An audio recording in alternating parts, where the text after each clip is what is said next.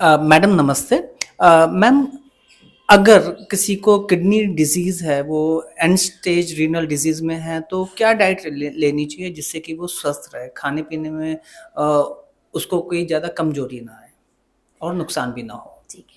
सो देखिए, जो किसका डायलिसिस चल रहा होता है या एंड स्टेज ऑफ होती है किडनी स्टेज की, तो उसमें पहले तो सारे चीज़ें रिकमेंडेड होती है। लाइक आपको कितने लीटर वाटर लेना है, जनरली 2 लीटर्स ऑफ वाटर लेना होता है।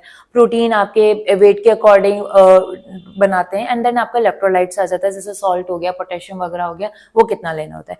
अब जब किडनी का जो इसको डिजीज होता है, उसको बहुत सारी चीज़ें बहुत कैलकुलेटेड लेनी पड़ती है। लाइक अगर हम प्रोटीन की बात करें, because protein her bar dialysis में लीक आउट हो रहा होता है, तो हमें उसको मेंटेन करना होता है। अब प्रोटीन रिच चीजें हो गई, जैसे आप उनको एग दे सकते हो। अगर कोई और डिजीज नहीं है, लाइक कोलेस्ट्रॉल वगैरह बैलेंस है, तो होल एग दे सकते हैं। अगर कोलेस्ट्रॉल बढ़ रहा है या लिपिड प्रोफाइल में कोई इशू है, तो एग व्हाइट्स दे दिया। पनीर इंक्लूड कर सकते हैं।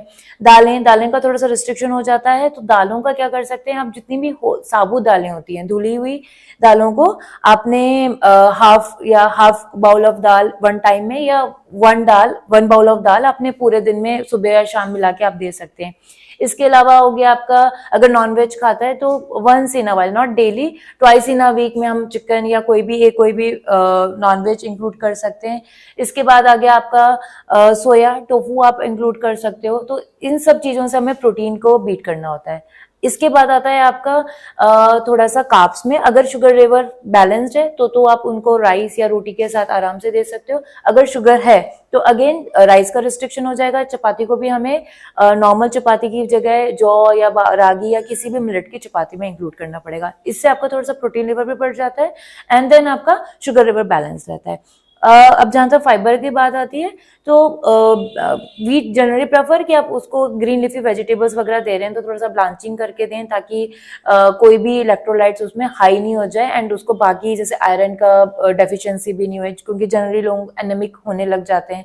तो आयरन डेफिशिएंसी भी नहीं हुए और आपके बॉडी में बैलेंस भी रहे। इसके बाद आता है हमारा वाटर।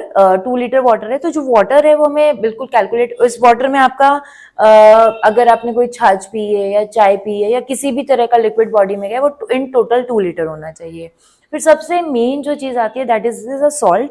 तो आप सॉल्ट कैसे कर सकते हैं, generally 4 gram of salt allowed करते हैं। तो आपका जो छोटा वाला चम्मच होता है, दैट इज टी स्पून, उसको आप इक्वल करें, सॉल्ट में भर के एकदम ऊपर से इक्वल कर लें, और जो उसकी टिप है उसको खाली कर दें।